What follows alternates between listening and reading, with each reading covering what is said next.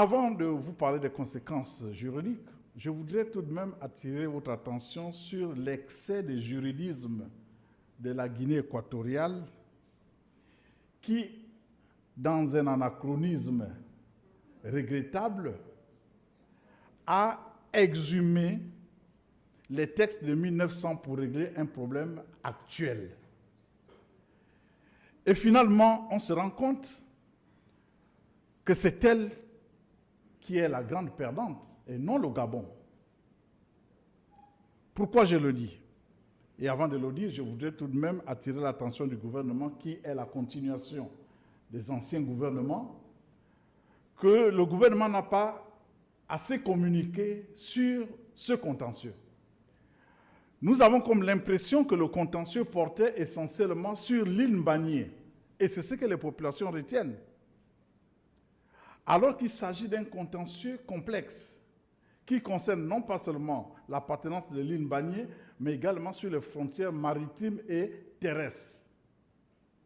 Et à ce sujet, l'arrêt de la Cour internationale de justice est clair. Au nord du Gabon, plus précisément à l'ouest de la région d'Oyem, la Guinée équatoriale occupe une partie de notre territoire.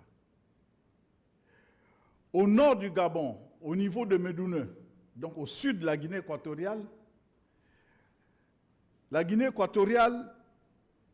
occupe une grande bande territoriale qui va de Médoune à la région de Kogo. Et les villages de Mibonde, Elon, Asogba et Midiobo, qui, au niveau géographique, appartiennent au Gabon et par rapport au tracé de 1900, sont désormais dans la Guinée équatoriale. Monsieur le ministre, cette décision est exécutoire de plein droit. Elle ne peut être révisée que s'il y a des éléments nouveaux. Ou du moins, elle peut être interprétée. Mais telle qu'elle est rendue, elle fait appel aux experts de nos deux pays afin de tracer les limites de nos États. Alors, je n'ai pas de questions à vous poser, mais j'ai une suggestion. Puisque vous avez dit, et vous avez donné l'orientation gouvernementale, vous avez dit que nous allons négocier. Mais avant de négocier, il faut d'abord établir la vérité. La vérité, c'est que nous devons, les experts du Gabon et de la Guinée équatoriale réunis, nous déporter sur le terrain en ce qui concerne les frontières terrestres et déterminer qui est à l'intérieur de quel territoire. Nous savons très bien que la Guinée équatoriale occupe 476 km² du territoire gabonais. Et nous savons qu'au niveau maritime, les îles rétrocédées à la Guinée équatoriale font partie des eaux territoriales gabonaises. Vous voyez la complexité? C'est comme si nous avons le Lesotho à l'intérieur de l'Afrique du Sud. Alors, par rapport à ces situations,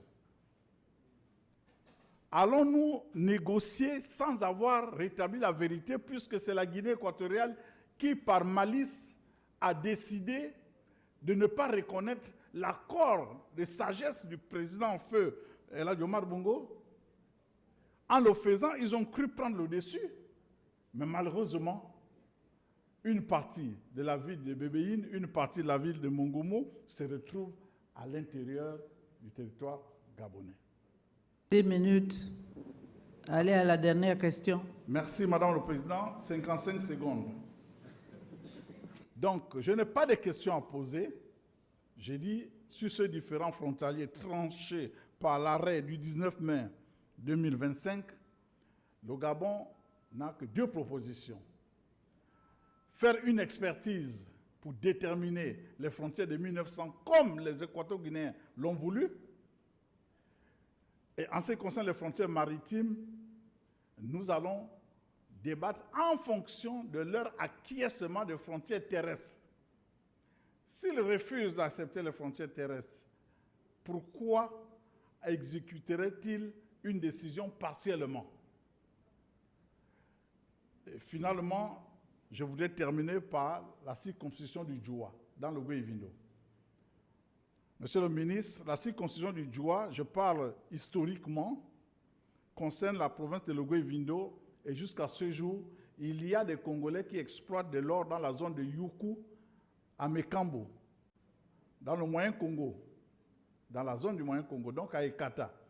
Et à ce jour, on nous apprend que c'est le village Oloba, donc le dernier village du Congo, serait une partie du Gabon.